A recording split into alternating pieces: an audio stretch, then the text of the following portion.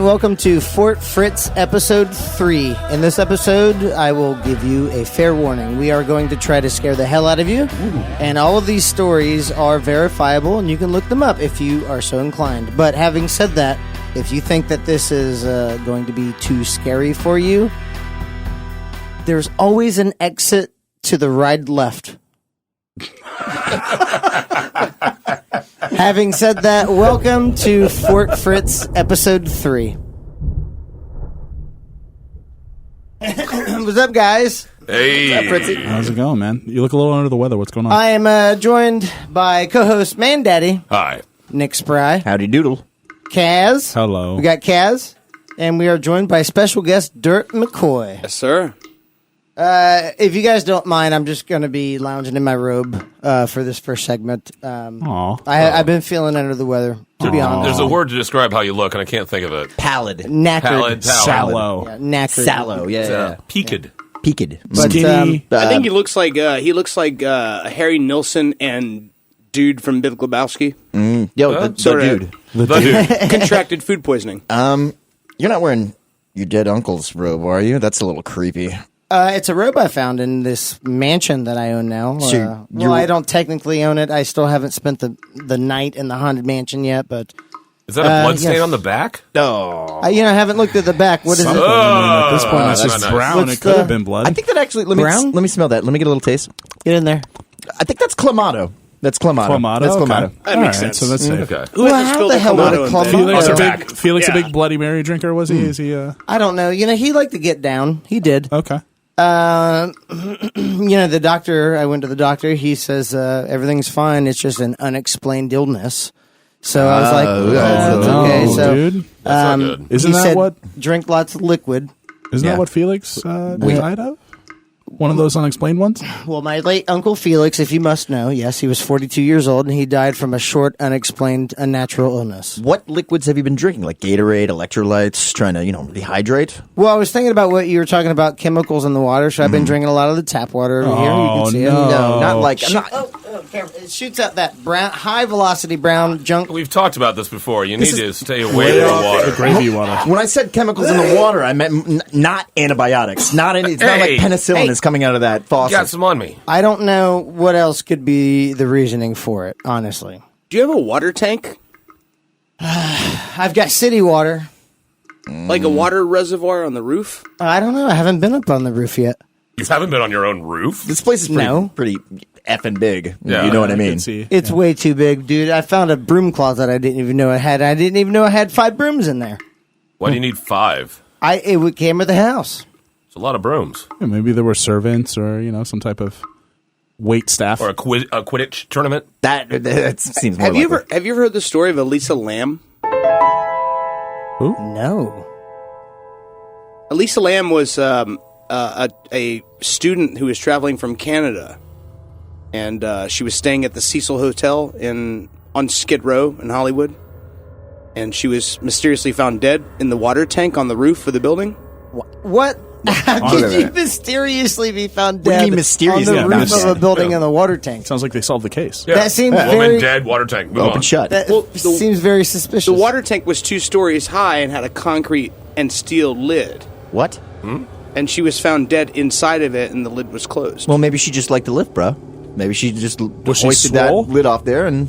Was she mad swole? The mysterious part of it is that after she was discovered, there was a surveillance video that was found in the hotel, of the hotel's surveillance cameras, and she was seen speaking to someone who was not visible in the video. What?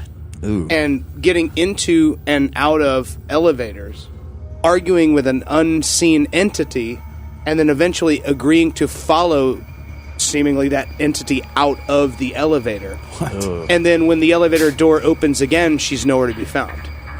Did anyone notice that she was missing? Like, how long was she gone? Like, yeah. this happened all in one night and Her cops found her? her disappearance was like widely reported for 5 days before they ever found her body in the water tank. Ugh. And the way that they discovered the body was that residents at the hotel started reporting odd taste in their water. And Oh the my water, God. the water started coming out different colors, a darker color. And so a maintenance man went up to the roof to check the water reservoir. And that's 5 when he days in found the body. water? Oh. She was in there? Delish. Yeah. Bathing and Brushing your teeth? Jesus. Just rubbing dead chick into your teeth. That is absolutely insane. Guys. Well, the story actually gets a little creepier. Creepier than that. The Cecil Hotel was actually constructed in Hollywood in 1924. And it was one of the first $1 million projects in Hollywood. The developer and builders of the hotel obviously didn't see the Great Depression coming. So as they completed this great hotel, the Depression hit. And that area became known as Skid Row, with almost 10,000 homeless people Oh living my in God. that So the block. This hotel was built on top of Skid Row, or what became Skid Row? Skid Row became what around became Skid Row, yes. Wow. And When did Sebastian Bach show up? I had to say it. Yeah. when was this then? The 30s? 1924 was when it was started, actually. 40s? Jeez. Well, since the Depression and that area of town changed so much and became so impoverished, the hotel has had a reputation of murder and suicide, leading up to the Elisa Lam story. Most famously known as the residence of Richard Ramirez. That's Night right. Stalker. Oh, the Night way. Stalker. The Night Really? Stalker. Nice guy. Nice guy. Well, So beautiful he was hair. Beautiful in- hair. He Did. Animal lover. he had his own place. That was his permanent residence for a number of years as he committed his killings, now known as the Night Stalker. So Night Stalker had a residence at the Cecil Hotel. That's where he lived.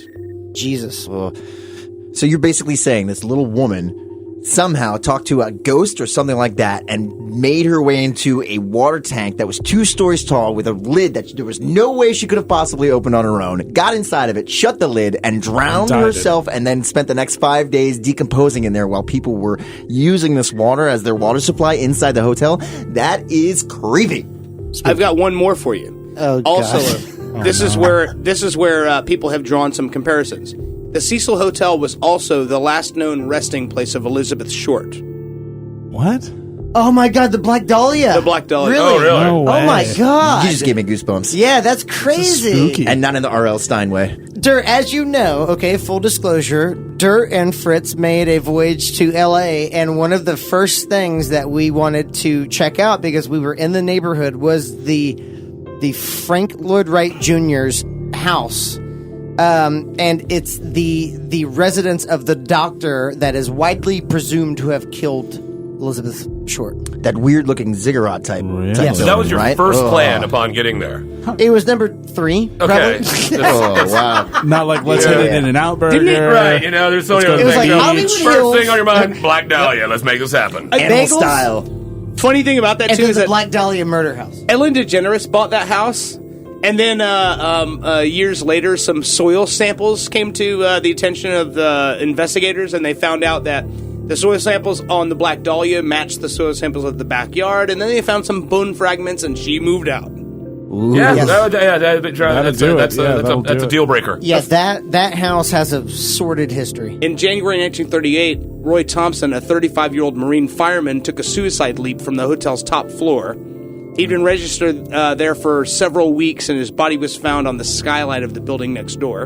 In May of 1939, another sailor, Edwin Neblett, he died in his room after taking poison, and in January of the following year, it was reported that Dorothy Seeger, 45, had employed the same method and was said to be near death. In 1944, another horrific tragedy occurred when Dorothy Jean Purcell, 19 years old, threw her newborn son from a window.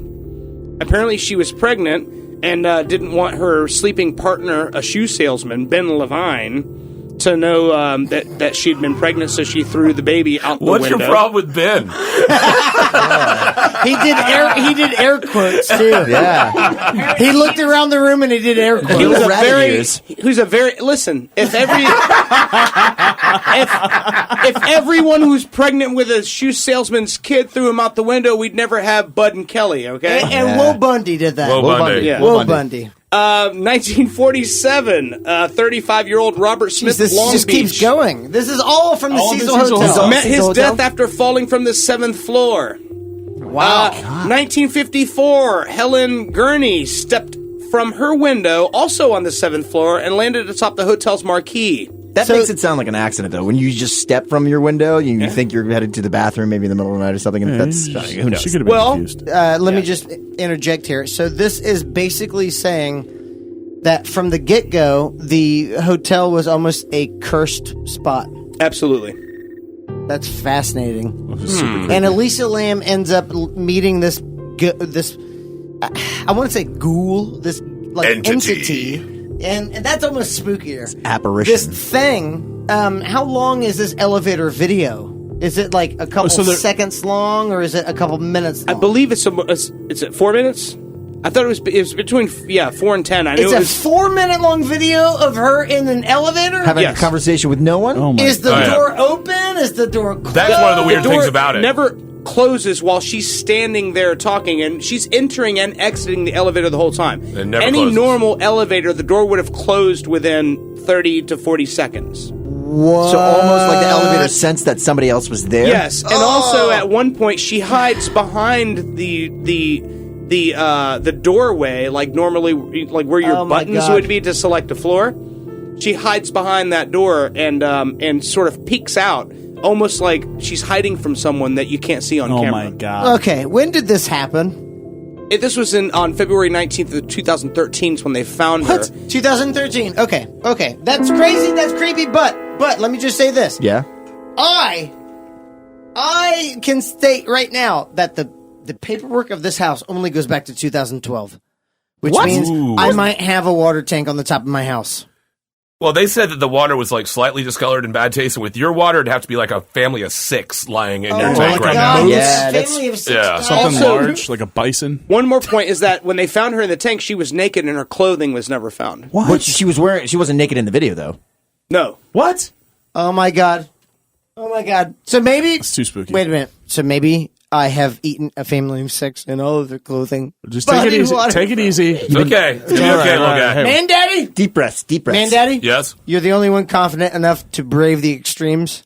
I want you to What? go onto the top of the roof, What? and I want you to Wait. check out if I have a water tank on the top of my roof. Well, yeah. I'm the Yeah, perfect man, Daddy. person Why You know don't what? you go that. up on the sounds roof like and Man check that Daddy's- out? Yeah, Man, Daddy? that sounds like a good Man, idea. Daddy? Yes. Just get up on the roof. This is a body meant for scaling. John What? McCoy, would you say that he has a body that's physically more adept than Elisa Lam to go onto the top of a roof if there were a water tank and to access the water tank? I would say that if I've ever seen a silverback gorilla in human form, it's this man. Get up onto that roof and let's figure out if I have a water tank, okay? I'm not sure about this. Man, Daddy, you're my only... Man, Daddy, you're my only... Stop getting that on me! Man, Daddy, you're my only... It's got the viscosity of silly putty. Just channel Spider-Man. Channel Help me, Spider-Man. Man, Daddy, you're my only... Wait, which Spider-Man? There's been like 8 now. The good one. You need to get that checked. All right, I'll do it. Because I was not going to go up there. Yeah, Me neither. Someone hold my beer. Stay tuned. We're going to check if I have a water tank on the top of Fort Fritz.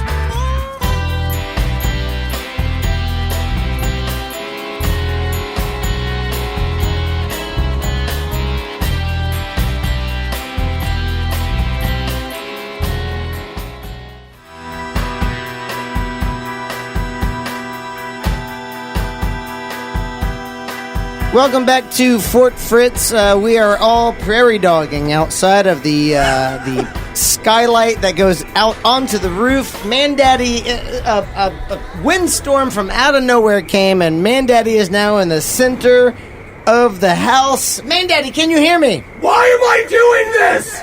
You're brave, dude. You're brave. Just hold on. We are way up here. Way up here. Way up here. I'm way up here. Look at his grip strength, though. He's just holding on. This guy's an animal. It's You like picked the ripping right one. shingles off and things. You got to short leg it. When you're walking on the roof, short leg it. One long leg, one short leg. Mandaddy, Sideways. do not... Can't hear you. Mandaddy! There's so much wind, Mandaddy! and I see the specter of death before me. Mandaddy, can you hear me? What? All right, good. Listen. Don't heavy-hand a chimney like that. You are literally breaking bricks off of the chimney. I am never going to let go of this chimney for the rest of my life. I know, I appreciate that, but I need you to go over the peak of the roof of the house. You see how it goes in that, like, 10-degree... You want me to go off the roof of the house? Thank you. Yeah. Yes, go off the roof of the house. You mean like off the roof? The Yes. That would be falling.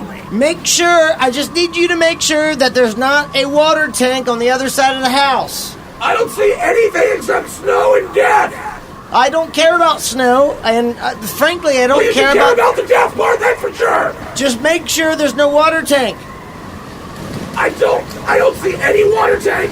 How can you see anything? It's I so don't dark even know. out I'm here. just saying that's why we can get off this damn roof. He's staring Careful, directly careful. into the chimney. Heavy breeze coming through. Heavy breeze coming through. Man, Daddy is swinging like a flag from the chimney. I hate this. All right, Wow. easy. All right, easy. Good thing we got a grip on this nasty, nasty gutter. It's disgusting. You've No got one's a couple cleaned this. seconds. Please, man, Daddy. Please run and just make sure that other side of the house does not have a water tank. Come on. All right. Come on. I'm going to try this. There we go. I can't believe I just have a bunch of bed sheets tied around my waist, but sure, this should go fine. All right, I see him running. Oh, my God.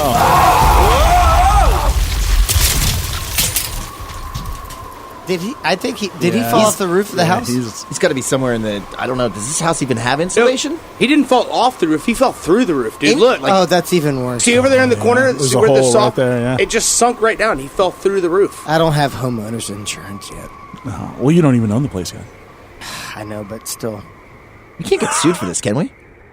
we probably can. But I would have rather he just fell off the roof entirely. You know? Right, miss the property. Hey, wouldn't it be cool if he found like a John Malkovich room? Yeah, but that would be super cool. I mean, you know, I'm a realist here. If we, okay, so let's say worst case scenario, he's dead, right? Okay. Do you think he's dead? Do you pretty think big worst fall. case scenario is that he's dead? Worst case scenario. Worst Well, case scenario, don't you think, Nick Spry? There are- Nick I don't know. Spry, don't you think worst case scenario is Yeah, that it man could get daddy worse is than dead? that. I think a vegetative state is worse. There are states worse than death. Have you ever heard about Haitian zombies? I have heard about Haitian zombies. I've heard of zombies, but not Haitian Well, zombies. did you ever see Serpent in the Rainbow with Bill Pullman? No. You know, I actually remember the video box cover for that when I was a kid, and it used to scare me, so it was a too little spooky for me. you. I never checked it out. Well, because it's a spooky subject material, and it's actually a real thing. It's couched in sort of older Haitian folklore. The origins of the Haitian zombie myth lie in the existence of what is called a bokor, or I'm sure there's a more correct way to pronounce that, but bokors are essentially voodoo practitioners, more advanced voodoo practitioners, and some say that they have the ability to actually resurrect the dead. The ability of the bokor to sort of resurrect or create one of these Haitian zombies seems to be, according to myth or Haitian folklore, seems to be associated with the way the person died. If the person died of natural causes, if they got sick or something like that, it was said to be a natural death, and there was no way that they could be resurrected. But the bokor are able to take unnaturally killed people, and essentially because their souls are in a sort of limbo, they're able to capture those and create essentially thralls or slaves out of these people. Yeah, Thralls. Is it THRALLS? Yes, Two as in L's. in thrall. yeah. Wow. So it contrasts to kind of our Western myth about zombies. The Haitian zombie isn't this sort of bloodthirsty monster looking to eat things. It's, in my opinion, essentially more creepy in that it's a direct sort of slave to this person who kind of created this wizard. In most cases, it seems like the end, according to, again, folklore, the end result is simple manual labor, that people will enthrall these dead bodies to work their farms, to work their plantations, to do their basic manual labor, which to me is infinitely more sort of strange and creepy than your brain eating zombie. These are people who essentially a slave who's open to suggestion, and that's sort of the darker edge to this is a lot of these Bokor will use or have been known to use their zombie thralls to do their sort of evil bidding or collect certain strange things that they have to produce. So you're saying worst case scenario is that we can make Mandaddy into a thrall and we can make him do whatever we want to do? You're saying worst case scenario? It doesn't sound like a bad... Based on the Haitian side of it, we could have Mandaddy just walking up and down the stairs with baskets on his head. For what strange reason? Why would we have Mandaddy do that? Have you ever seen videos? You've never seen videos of the Haitian tobacco fields where they're all like walking around? They got these big baskets on their head full of like tobacco leaves. So the worst case They scenario don't even is have to that touch them with their hands. They you just have balance a them. Haitian Amazing. zombie Mandaddy Butler. Yes. Oh my God! And he's so tall. The way you guys are describing this is not a worst case scenario anymore. I'm kind of actually in. Maybe we can figure out a way to, let's not hope he's dead, but let's keep an open mind about. Let's never hope Mandaddy is dead. But at the same time, okay, so the possibilities are. Let's say somebody was stabbed to death. Is it a voodoo practitioner? How would this dead person become reanimated? So there, a man named Wade Davis, who's an ethnobiologist, American-trained ethnobiologist, who sort of explored the phenomenon of what's happening in these situations, and he deduced that the Bokor is creating the illusion of death ahead of the sort of a Romeo and Juliet thing. He's administering something that puts them into a death-like coma. When then the family gathers around, says their final goodbyes, then he sort of is able to, via his advanced knowledge of toxins and whatever he's using, to be able to pull them back out of that state. And not only that, but keep them sort of enthralled in this kind of zombie-like submissive type enthralled. So he's kind of got to just be around, hang around a hospital or something like that, around 6 people waiting like an ambulance chasing lawyer creepy. Or something like that. He's got to be there and sort be like, no, yeah. I can. Really? Yeah. What a con. Well, hey, yeah, exactly. Really. So he could just steal bodies from the morgue. Well, so again, it's depending upon which end of the myth you're sort of subscribing to. He's either finding these unnaturally killed people, or he is creating a condition in which these people appear to be dead, and then he through again, Wade Davis, sort of postulated that this is being done through some means of different toxins that are available in the area. More specifically, the pufferfish toxin and a certain type of toad that are native to the Haitian region.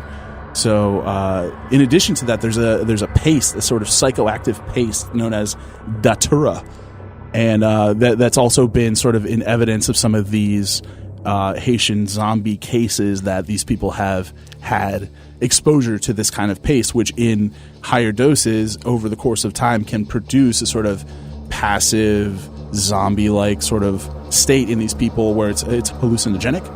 They are they believe that they're in this kind of otherworldly sort of experience while they're just having to work some dude's plantation farm. I've heard about people who travel from the U.S. to a Central American country to do, God, what's the name of that drug? Ayahuasca. Yeah, ayahuasca. Is it something similar to that, where they are in that near state? I would say that sounds pretty similar. Yeah, I think ayahuasca is probably a little bit, and again, I don't know for sure, but it sounds like this is producing a kind of psychedelic experience for these people, and they're able to kind of stay in this if they keep getting administered the drug. So I got 2 questions. One, where can we find this drug? That's question 0. Question number 1. And number 2, what do we need to take it? Is question it smoked or snorted? So according to the myth, it's a paste that's kind of smeared into their mouth. So if you can imagine a very creepy, otherworldly plantation where zombified men are working the fields, and this guy is walking up smearing liquefied psychoactive tofu, zombie right? paste into their mouth. Your face. All in your mouth. So if does he at some point like relinquish control of these people and they end up corpses? So there is a very well documented case of a man named Claverius Narcisse. And for the sake of brevity, we're going to continue to call Claverius Clarence, because I don't think I can say that, or just Mr. Narcisse.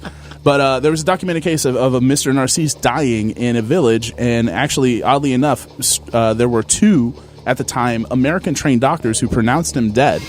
And then 16 to 18 years later, depending upon the person's story that you're taking, Mr. Narcisse walked back into his village with a story about how he was working a man's plantation for 16 years while this man continued to administer him these horrific zombie state-inducing drugs. And Mr. Narcisse, actually possibly even more creepy than the zombie aspect of it, was subjected to this from his brother due to a land dispute in the area. So this guy was actually missing for 16 years? He just kept like a prisoner under this drug for 16 years? And then he was able to walk back in and actually confirm with members of the village and his family that this was indeed Clarence Claverius Narcisse. He was actually gone for 16 years, walked back into the village after being declared dead by 2 American doctors. Uh-oh. What you is guys hear that from up above? What the hell is that? It sounds like it's in the pipes. The pipes have been rattling. I hate you guys so much. I hate you so much. I think. Daddy! Are you okay? Daddy!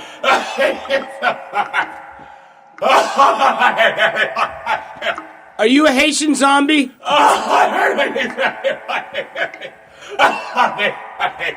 Man, Daddy, answer Dirt's question. Say Are you a something in Haitian French. zombie? Okay, I don't. Yeah, can we bleep that? We just bleeped that. gonna I bleep don't that. think that was French at all. Sounded dirty. So, really quickly, before we run up there, because I know he's up there, he sounds like he's in pain, but maybe I should talk to my zombie paste guy before, because, I mean, honestly, we're going to miss out on a pretty You good... got a guy? All right, he Oh, you heard didn't hear us. that, did you? Just get him. Damn it, he heard us. Let's just go up there I and didn't check hear it out. everything you said the whole time. Dial 9-1, and then when I say go, dial 1 again, okay? You got it. You're listening to Fort Fritz.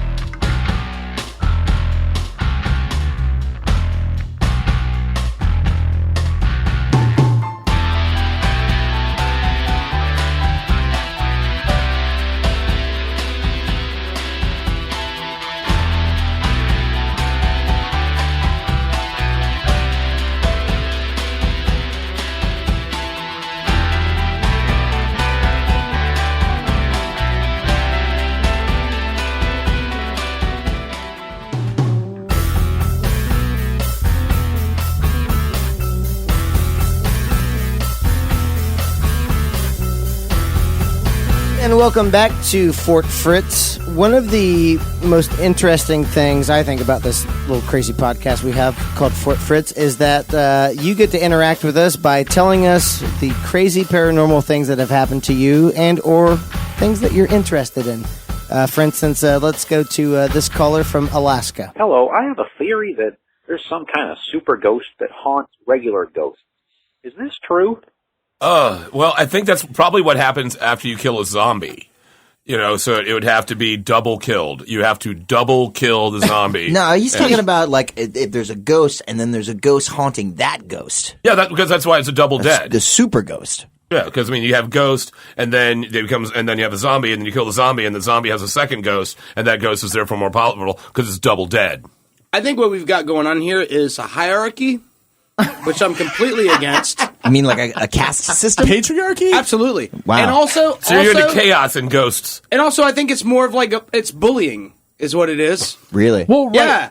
So if you think about it, a ghost haunts the living. Okay. And, you know, kind of influences them to do strange things that would be strange for the living. So a ghost... How so? How so? Well, yeah, we were just talking about Elisa Lam. People were jumping off of roofs and smashing themselves against things, poisoning themselves. So, Oh, perfect, actually. Yeah, that's a great throwback. so I'm wondering, what does a super ghost influence a ghost to do? Haunt more? I thought you were going to go with the path that if we're haunted by ghosts. Who's not to say that we haunt the ghosts? Ghosts. Ooh.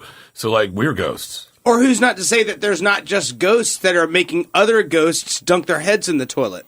You know what I'm Like saying? a ghost swirly. Exactly. Like Ghost bully. Like ghosts slut-shaming other ghosts. Exactly. Maybe that's what it is. Yes, I see that. Maybe it's just ghosts following ghosts going, oh, is that all you got? Is that all you can do? That's as spooky as you can be. Yeah. Is that like a ghost on Instagram, like posting revenge nudes? Every time that ghost posts something on Twitter, there's another ghost going, oh, that's so stupid. You're just an idiot. So like a Kill ghost troll. yourself. Again.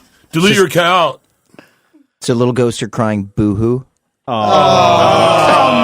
Nick Spry, that was over the line. It's good. That was over the line. Oh. Okay, so to answer your question, and we do appreciate the question, but who knows? Really, there's just no So definitive. There's so no definitive. right answer. So thank you for your calls.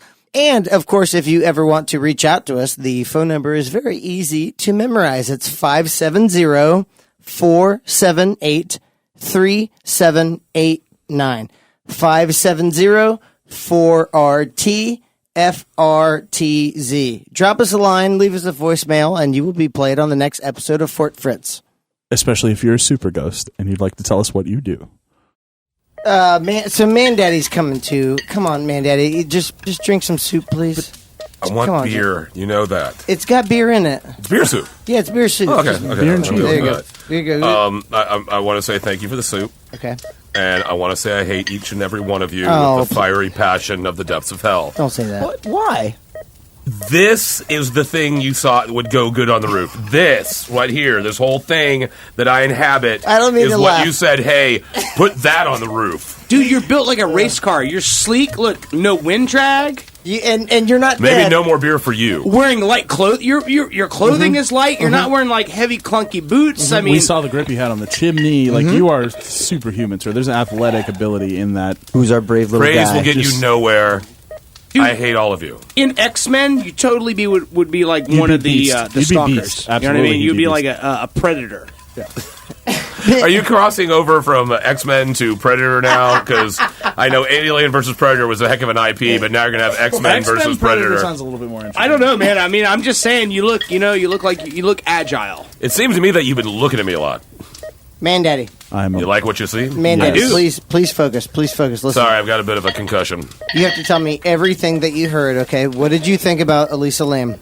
It's a very interesting story. One thing that I knew about, which by the way, I got to say, it's really convenient that I happened to fall through the roof right into this beanbag chair. I know. It's very nice. It's so awesome. It's really creepy that the lava lamp was already primed and going, but I'm still appreciative. But anyway, while the Elisa Lam situation was going on, at the same time, there was an outbreak of TB right near Skid Row, like they were talking about the Skid Row area. And the odd thing is that the test for TB is called the Lam Elisa test. That's spooky. Too spooky. And So, can TB too make you spooky. climb into a water tank?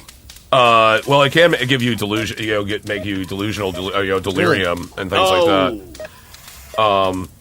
And I also heard the fact that you guys were really hoping that I was going to die so you could turn me into a zombie servant. weren't and so I'm hoping. really Well, happy about that. I'll be honest. I heard that. We whole were thing. going to make the best out of a bad How situation. cool would that be, though, Man Daddy, if you were like our slave?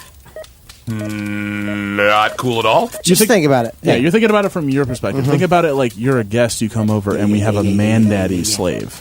Like, how cool is Cool would that? that be? We all deal with grief in different ways. Well, I'm glad to see even death you'd want me around performing menial tasks. Exactly. I That's how guess. you got to look at it. Thank you. Or just simplify that even in death, we'd still want you around. Yes. He's dead, but we gave him side work. Hey, So- guys, maybe we should scoot this beanbag chair away from. I don't even know why there's a fireplace in the attic Well, here, but it's And it's on. Who set a fire Yes, in here? Why are we- he also complained about him being cold, and one thing that I know about sepsis, when you break a bone, even if it's like internally or even if you rupture your spleen, you get cold. So You think I just ruptured my spleen? shut up. I want him to be hot, so I covered him with these hot pads. Yeah, just don't heat him up too much. It's gonna hurt my spleen. We don't want him to like spontaneously Forget your combust or anything like that. Well, I got him right next to the fireplace. What? Spontaneously combust into flames. Don't listen to him, man, daddy. It's all nonsense. Spontaneous human combustion. Come on, guys. There's been hundreds of cases over the past several hundred years. I think the earliest case was recorded in the early 19th century of spontaneous human combustion. Basically, without any source of apparent ignition, the body bursts into flames, sometimes to degrees where nothing is left but ashes. And to burn bones at a temperature like that, it's got to be at least 1,600 degrees Fahrenheit. That's what crematoriums use, and they do bodies for over 2 hours. But the unusual thing is that the extremities are usually unscathed. So hands, feet below the knees, and legs. Sometimes the head is scorched, sometimes it's not, are untouched. And also the surroundings. Very little fire damage is apparent there. So it's a quick burn. It has to be like intensely hot. A massive, intense. There's different theories about it. But it has to be this massive burst of heat to incinerate. And there's only been one recorded case where there's been witnesses to it occurring. Oh, what? This is the story of Jeannie Saffin. So Jeannie was a 61-year-old developmentally disabled woman. She had some complications to a bungled forceps delivery at birth. But she was living with her father, Jack, and her brother in Edmonton in northern London. On Wednesday, September 15th, 1982, around 4 o'clock in the afternoon, Jeannie was sitting in the kitchen of their home along with her father.